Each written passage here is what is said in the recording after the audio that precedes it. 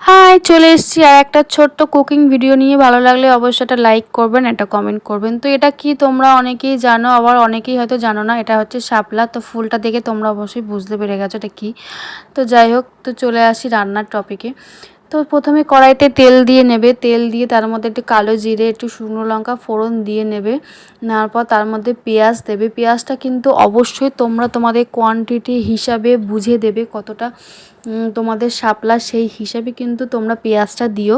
তো আমার যেহেতু 2-3 আঁটি ছিল, সেই জন্য আমি একটু বেশি করেই পেঁয়াজটা দিয়েছি। পেঁয়াজটা দিয়ে একদম ভালো করে লাল লাল করে ভেজে নেবে।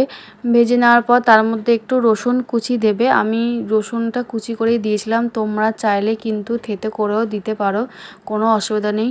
তো আমার যেহেতু একটু তাড়াতাড়ি করছিলাম, সেই জন্য আমি একটু রসুনটা কুচি করেই দিয়েছিলাম। তো কোনো ঝামেলা নেই রান্না, একদম চটজলদি চটপট এই রান্নাটা হয়ে যায়।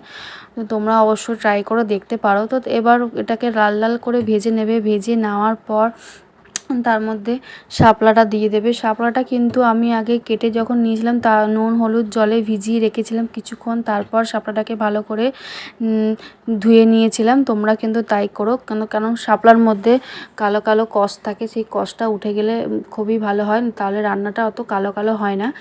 আর তোমরা যদি ভালো করে না দাও, রান্নাটা কিন্তু একটু ভালোই কালো কালো হয়ে যায়। তো এরমভাবে একটু নুন আর হলুদ দিয়ে দেবে। নুন আর হলুদটা কিন্তু তোমরা কোয়ান্টিটি হিসাবে দেবে, মানে শাপলা যতটা ততটা কিন্তু বুঝে দিও, কারণ শাপলা কিন্তু কমে যায়।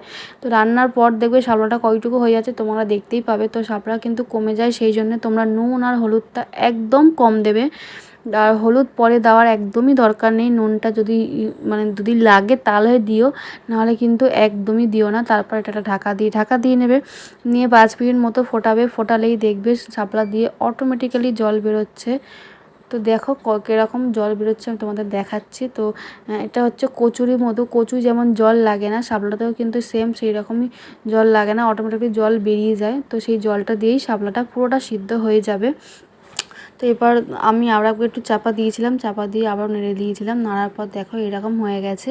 আর আমি চিংড়ি মাছ দিয়ে নিয়েছিলাম একটু, যেহেতু আমি খাবো না, চিংড়ি মাছে অ্যালার্জি আছে, তাই তোমরা চাইলে পরে অ্যাড করে নিতে পারো। আর এটা সর্ষে বাটা দিলেও আরও ভালো লাগবে।